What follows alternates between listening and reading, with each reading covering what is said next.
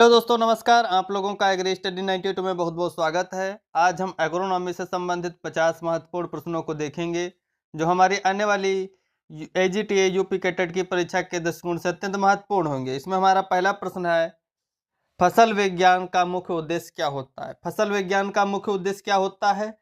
अधिक उत्पादन करना, रोग नियंत्रण, मिट्टी परीक्षण, जल संरक्षण। तो इसका राइट ऑप्शन हो जाएगा ऑप्शन नंबर ए। फसल विज्ञान यानी क्रॉप एग्रोनॉमी का जो उद्देश्य होता है ज्यादा प्रोडक्शन में अधिक उत्पादन, ऑप्शन नंबर ए सही हो जाएगा। अगला प्रश्न देखेंगे, शून्य जुताई जिसे बोलते हैं जीरो टीलेज से आप क्या समझते हैं। ऑप्शन नंबर ए मृदा क्षरण में वृद्धि, जल संरक्षण, उर्वरक की आवश्यकता बढ़ती है, खरपतवार नियंत्रण मुश्किल होता है। तो इसका राइट ऑप्शन हो जाएगा जीरो टीलेज से जल संरक्षण होता है। अगला प्रश्न देखेंगे, धान का वैज्ञानिक नाम है। धान का वैज्ञानिक नाम क्या है? जिया मेज है, ट्रिटिका मेस्टिवम है, ओराइजा सेटाइवा है, हार्डियम वल्गेर है। तो इसका राइट ऑप्शन हो जाएगा ऑप्शन नंबर सी। जो ओराइजा सेटाइवा है धान का वैज्ञानिक नाम है, जिया मेज मक्का का है, ट्रिटिका मेस्टिवम गेहूं का है। अगला प्रश्न देखेंगे, गेहूं की बुआई का समय क्या है। गेहूं की बुआई का अच्छा समय क्या है? ऑप्शन नंबर ए है जुलाई, बी है सितंबर, सी अक्टूबर, नवंबर, डी जनवरी। तो इसका राइट ऑप्शन हो जाएगा ऑप्शन नंबर सी। गेहूं की बुआई का उपयोग समय अक्टूबर नवंबर माह है। अगला प्रश्न देखेंगे, नाइट्रोजन स्थिरीकरण में कौन सी जीवाणु सहायक होती है। Rhizobium, Pseudomonas, lactobacillus, bacillus. तो इसका राइट ऑप्शन हो जाएगा ऑप्शन नंबर ए। जो राइजोबियम बैक्टीरिया होता है नाइट्रोजन स्थिरीकरण में सहायक होता है। अगला प्रश्न देखेंगे, रबी फसल का कौन सा उदाहरण, कौन सी रबी क्रॉप है। धान, गेहूं, मक्का, मूंगफली।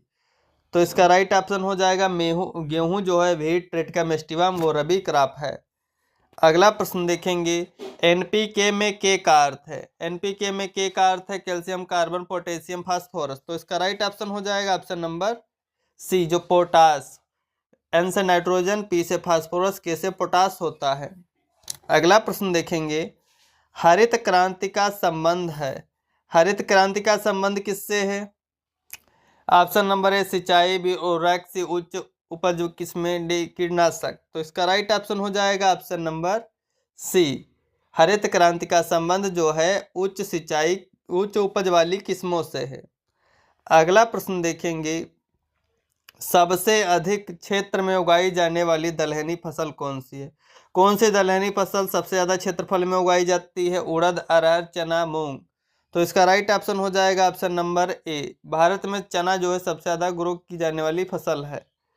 अगला प्रश्न देखेंगे, फसल चक्रण जिसे बोलते हैं क्रॉप रोटेशन का मुख्य लाभ क्या है। क्रॉप रोटेशन का मुख्य लाभ क्या है? एक ही फसल बार बार, बी है भूमि की उर्वरता बढ़ाना, सी कीटनाशकों का नियंत्रण नहीं होता, डी सिंचाई की आवश्यकता अधिक। तो इसका राइट ऑप्शन हो जाएगा भूमि की उर्वरता बढ़ाना जो है क्रॉप रोटेशन का मुख्य लाभ होता है।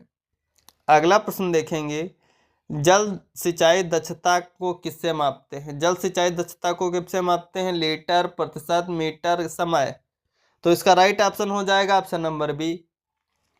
जो सिंचाई दक्षता होती है उसको परसेंट में मापते हैं। अगला प्रश्न है, मूंगफली किस प्रकार की फसल है।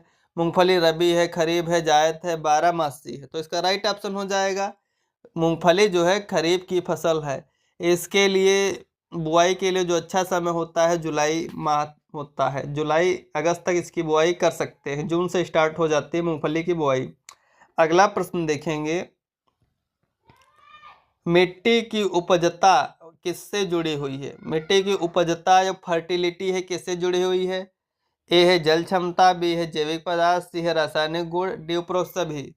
तो यहाँ पर इसका राइट ऑप्शन हो जाएगा जो मिट्टी की फर्टिलिटी है वो जल क्षमता, जैविक पदार्थ, रासायनिक गुण सभी से जुड़ी हुई। ऑप्शन नंबर डी इसका सही हो जाएगा। अगला प्रश्न देखेंगे, ग्रीष्मकालीन मूंग की बुआई कब करते हैं। जो ग्रीष्मकालीन मूंग है इसकी बुआई कब करते हैं? जनवरी, मार्च, अप्रैल, जुलाई, नवंबर। तो इसका राइट ऑप्शन हो जाएगा ऑप्शन नंबर बी।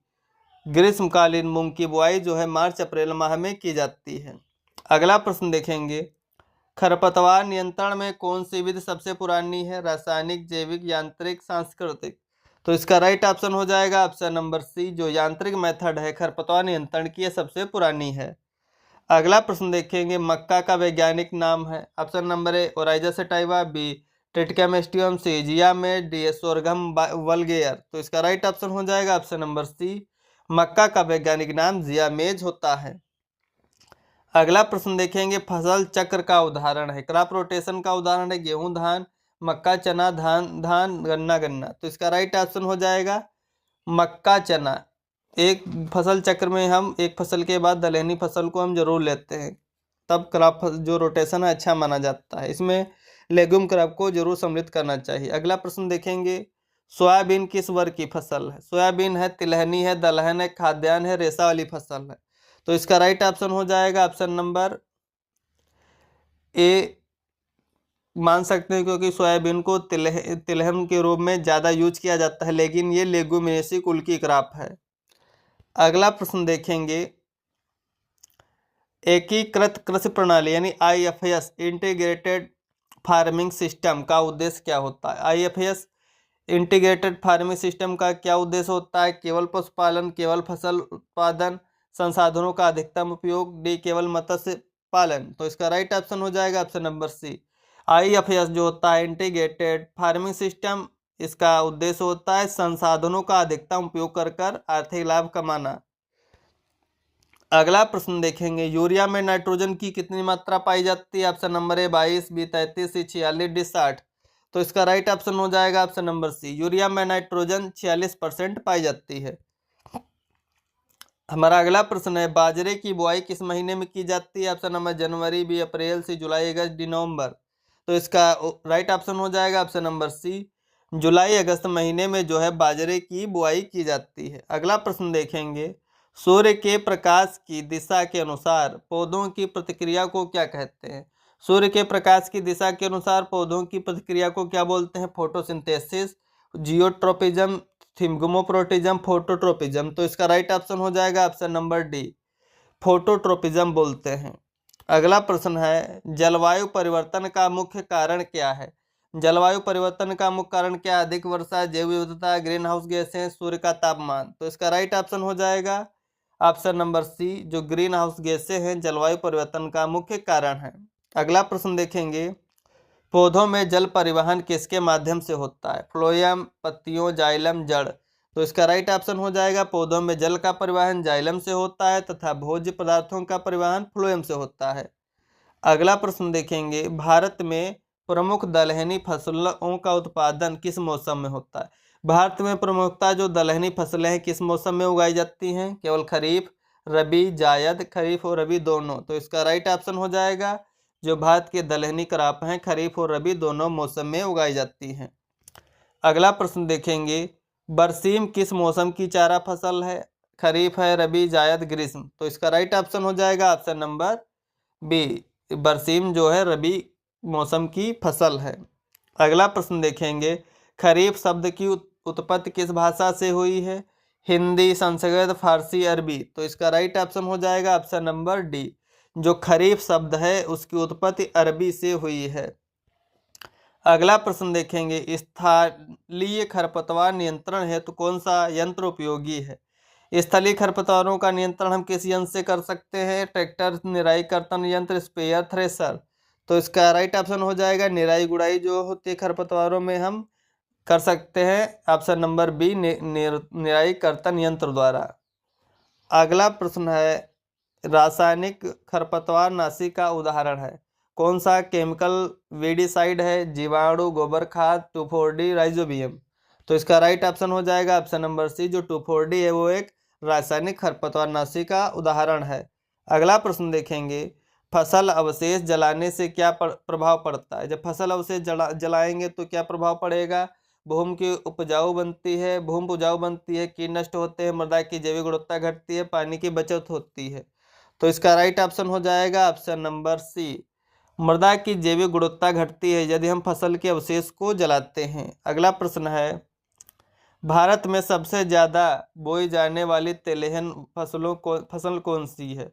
भारत में सबसे ज़्यादा बोई जाने वाली तिलहन फसल है सरसों, सोयाबीन, मूंगफली, सूरजमुखी। तो इसका राइट ऑप्शन हो जाएगा ऑप्शन नंबर ए, भारत में सबसे ज़्यादा बोई जाने वाली तिलहन जो फसल है सरसों है।